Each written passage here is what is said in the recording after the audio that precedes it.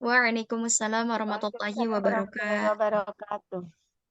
Yang kami hormati Ibu dosen mata kuliah Statistika Terapan Pendidikan, Ibu Dr. Elis Ratnawulan, SSI MT AMLE, dan juga Dr. Haji Muhammad Ali Ramdhani, STP MT. Mohon izin Ibu dosen, kami dari kelompok 5 yang terdiri dari yang pertama Ade Andriani dengan NIM 2230040032, dan juga saya sendiri Atang Suharna dengan NIM 2230040043, dan juga Komariah dengan NIM 2230040045. Izin melaporkan hasil praktikum ke-6 yaitu dengan materi mengolah data statistik inferensi atau statistik dan non-parametrik dengan program SPSS versi 26, banyak sampel, lebih dari 2 sampel, uji ANOVA 2 jalur. Next slide.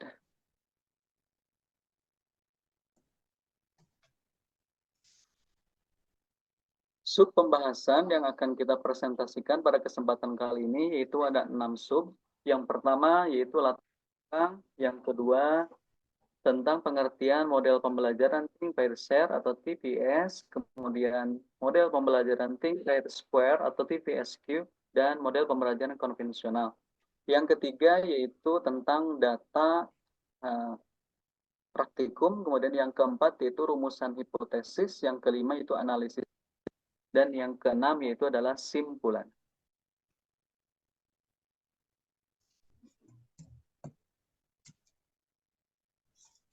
Di latar belakang, pada tugas dilakukan analisis terhadap 3 metode pembelajaran yang berbeda dan di kelas yang berbeda pula, yaitu untuk mengetahui perbedaan kemampuan berpikir kritis atau KBKR siswa pada mata pelajaran Quran Hadis di Madrasah Aliyah berdasarkan faktor asal sekolah siswa, yaitu dari SMP, MTS, pesantren diniyah, dengan menerapkan pembelajaran Think Pair Share di kelas 11 MIPA A, kemudian menerapkan pembelajaran Think Pair Square atau TPSQ di kelas 11 MIPA B, dan menerapkan pembelajaran konvensional di kelas 11 MIPA C.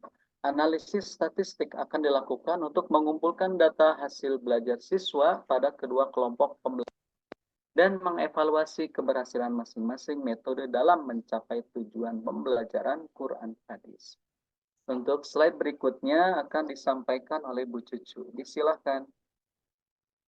Terima kasih Pak Atang. Untuk selanjutnya, di sini akan dibahas pengertian model pembelajaran Think Pair Share, kemudian Think Pair Square, dan konvensional.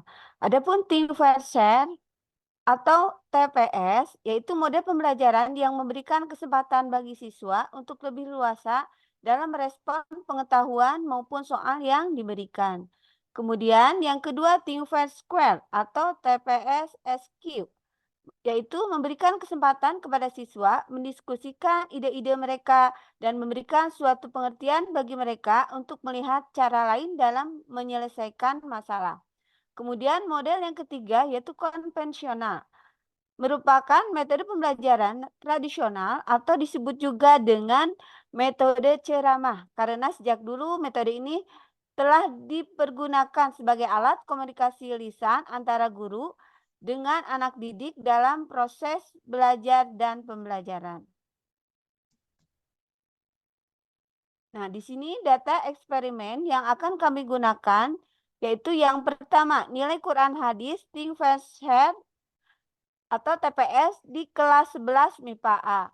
Di sini tertera nama-nama siswanya, kemudian nilai yang sudah didapat setiap siswa. Kemudian yang kedua, nilai Quran Hadis Think Pair Square atau TPS di kelas 11 MIPA B. Di sini juga sudah terdapat data siswanya dan nilai yang diperolehnya. Kemudian yang ketiga yaitu nilai Quran Hadis konvensional di kelas 11 MIPA C. Di sini juga sudah tertera nama-nama siswa dan nilai yang diperoleh mereka.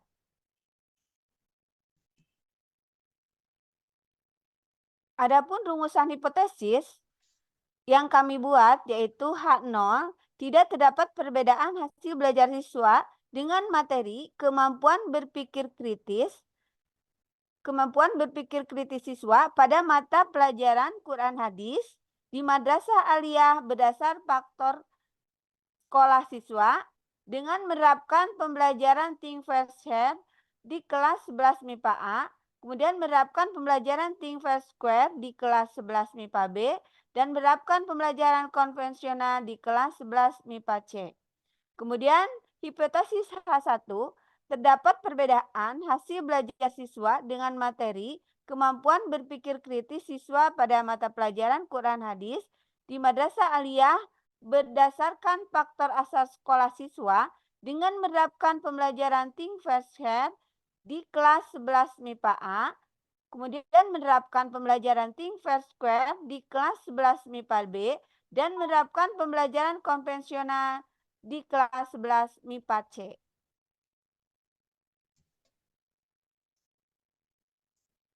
Baik, untuk selanjutnya terkait analisis data.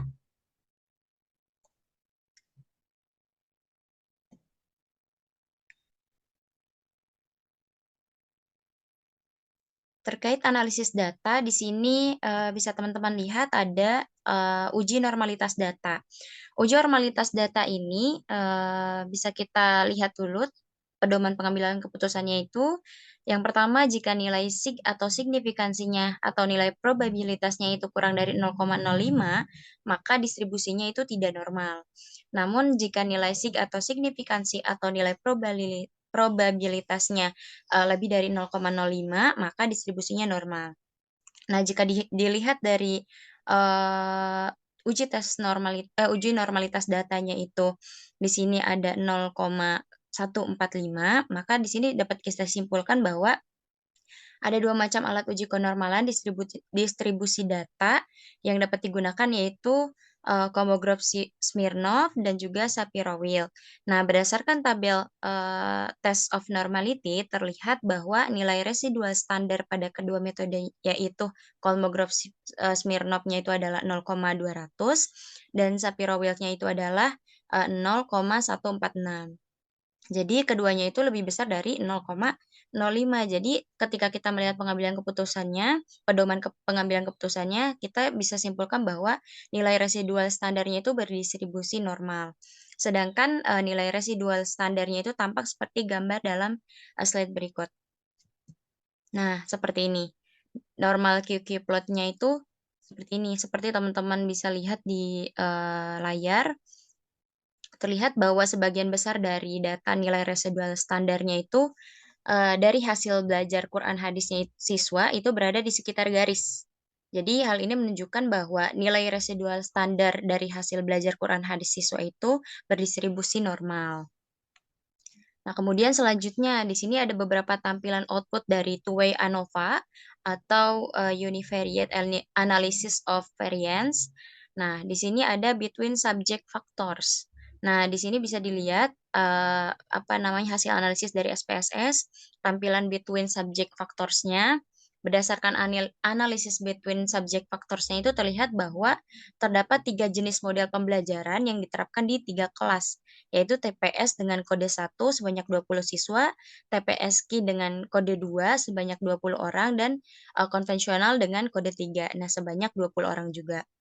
Nah, kemampuan KBKR-nya itu KBKR kategori tinggi dengan kode 1 sebanyak 21 siswa, karena kategori sedang dengan kode 2 sebanyak 20 siswa, dan juga kategori rendah dengan kode 3 sebanyak 21 siswa. Begitu. Untuk selanjutnya saya kembalikan kepada moderator.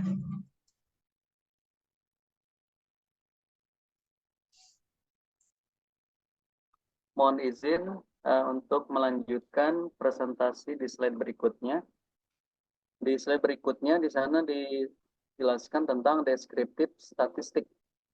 Bahwa di hasil dari pengolahan statistik di sini menjelaskan tentang secara keseluruhan rata-rata atau min hasil belajar siswa PAI, siswa di kelas, yaitu pertama model pembelajaran TPS lihat pada total yaitu 86,10. Kemudian model pembelajaran TPSQ lihat pada total yaitu 8,00.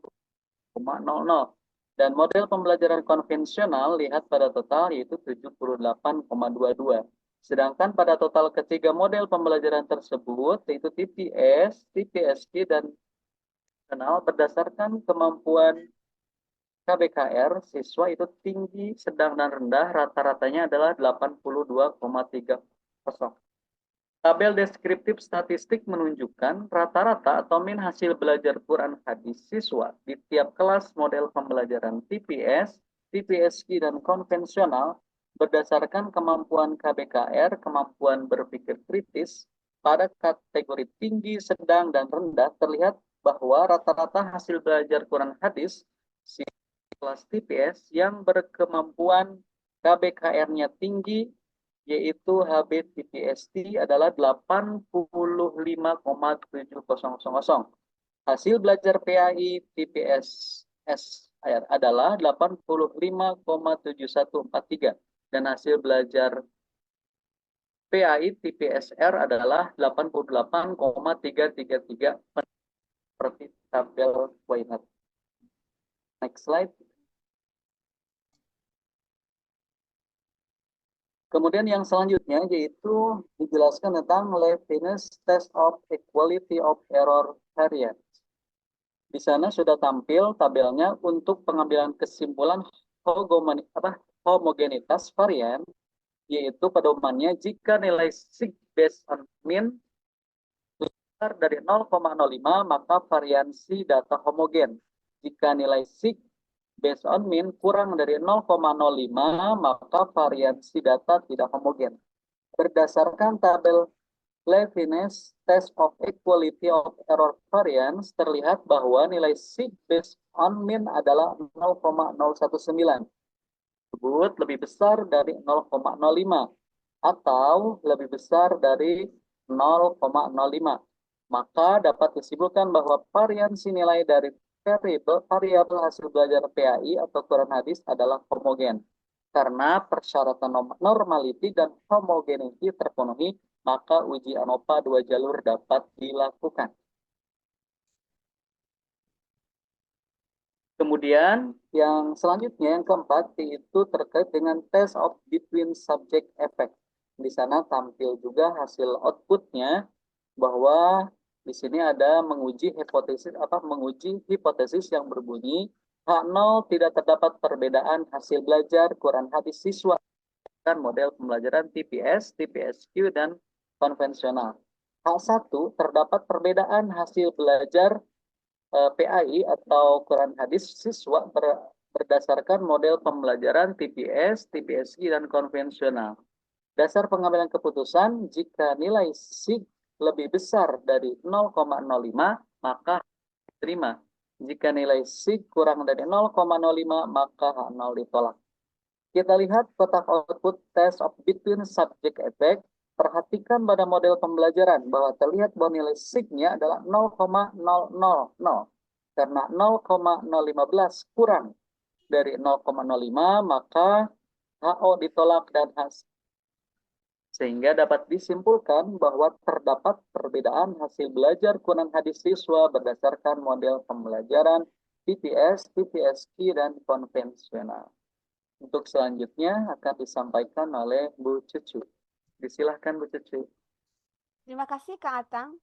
Mohon izin untuk selanjutnya saya akan membacakan slide selanjutnya. Selanjutnya kita akan menguji hipotesis yang berbunyi H0 tidak terdapat perbedaan hasil belajar Quran hadis siswa berdasarkan model kemampuan KBKR tinggi, sedang, dan rendah. Kemudian H1 terdapat perbedaan hasil belajar Quran hadis siswa berdasarkan model kemampuan KBKR tinggi, sedang, dan rendah.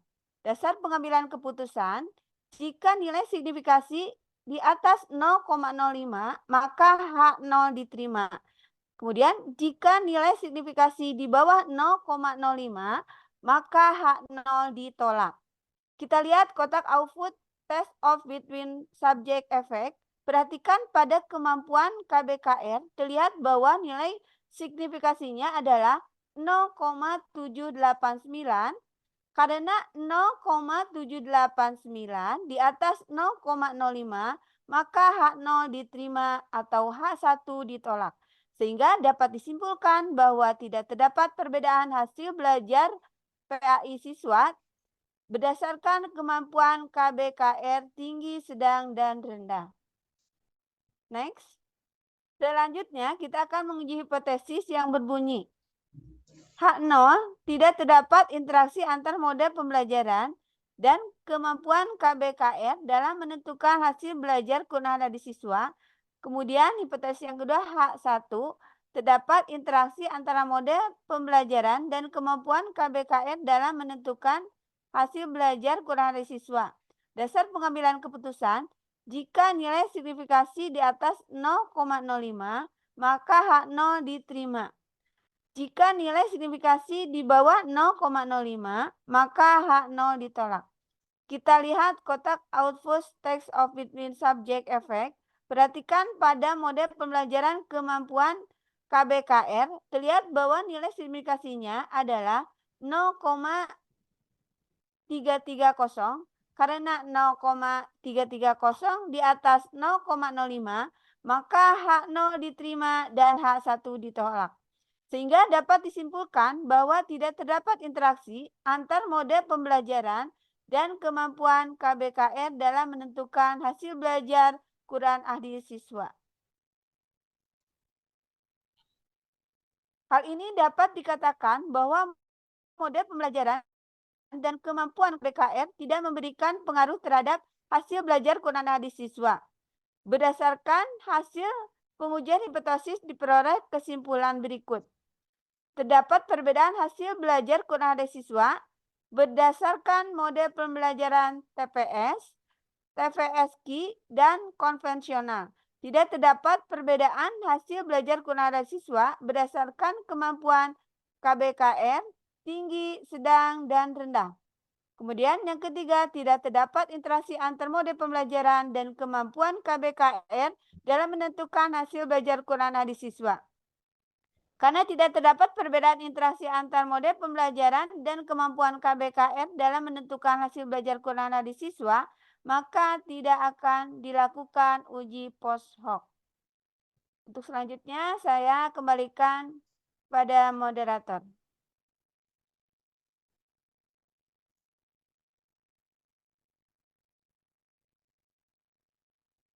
Jadi bisa kita simpulkan di slide terakhir, yaitu di simpulan, berdasarkan pengolahan data yang telah kami lakukan, dapat disimpulkan bahwa 1. Rata-rata skor hasil belajar Quran hadis siswa kelas 11 MIPA dengan menggunakan model-model pembelajaran tersebut, yaitu model TPS, TPSQ, konvensional, didapatkan nilai SIG sebesar 0,000, yang berarti H0 ditolak dengan simpulan terdapat perbedaan. 2. Hasil belajar Quran hadis siswa berdasarkan kemampuan KBKR atau kemampuan berpikir kritis, kategori tinggi, sedang, dan rendah didapatkan nilai besar 0,789. Berarti H0 diterima dengan simpulan tidak terdapat perbedaan. Kemudian yang ketiga, yaitu interaksi antara model pembelajaran dan kemampuan KBKR dalam menentukan hasil belajar Quran hadis siswa didapatkan nilai SIG sebesar 0,330, yang berarti H0 diterima dengan simpulan tidak terdapat perbedaan. Tidak terdapat perbedaan interaksi antara model pembelajaran dan kemampuan berpikir kritis dalam menentukan hasil belajar Quran hadis siswa, maka tidak akan dilanjutkan atau dilakukan uji post hoc. Untuk selanjutnya, silahkan akan disampaikan oleh TAD. Baik, untuk selanjutnya di slide terakhir itu ada daftar pustaka, di mana di sini ada beberapa referensi yang kami dapatkan terkait praktikum 6 ini. Yang pertama itu ada dari AP, Panduan Laboratorium Statistik Inferensial, yang kotanya itu ada Jakarta dan Grasindo. Kemudian yang kedua ada bukunya Anwar dan Ugi tentang penerapan model pembelajaran kooperatif Tapeting Pair Square pada materi ruang dimensi 3 untuk meningkatkan prestasi belajar matematika siswa kelas 10 SMA Negeri 1 Bau-Bau. Nah, kemudian juga ada bukunya Jamarah Z yang kita ambil strategi belajar mengajar. Di situ ada teori terkait model-model pembelajaran yang kita ambil. Kemudian juga ada karya Dinata tahun 2011 tentang statistik penelitian pendidikan dilengkapi pengolahan data. Kemudian juga ada karya Dinata dan Abdurrahman tentang dasar-dasar statistik pendidikan. Kemudian juga ada karya Wati, Murda, dan Widiana tentang pengaruh model pembelajaran. Kemudian juga yang selanjutnya ada Kurniasi tentang ragam pengembangan model pembelajaran. Kemudian juga ada Santoso tentang menguasai statistik di era informasi dengan SPSS 15. Kemudian ada Santoso S tentang panduan lengkap menguasai statistik dengan SPSS 17. Ada bukunya Van Leeuwen dan Jansen. Ini tentang a system review of teacher guidance during. Nah, kemudian juga ada Wicaksono, Besagita, dan juga Nugroho tentang model pembelajaran grup investigasi. Nah, kemudian untuk selanjutnya saya kembalikan kepada Bapak Moderator. Terima kasih. Saya sampaikan kepada Teh Ade dan Bu Cucu, itu anggota dari kelompok 5 pada mata kuliah statistik pendidikan ini. Bisa kami sampaikan yang bisa kami presentasikan dari kelompok 5 dalam praktikum 6 ini. Terakhir kita tutup dengan bacaan hamdalah. Alhamdulillahirrahmanirrahim. Wassalamualaikum warahmatullahi wabarakatuh. Waalaikumsalam Waalaikumsalam warahmatullahi warahmatullahi wabarakatuh. wabarakatuh.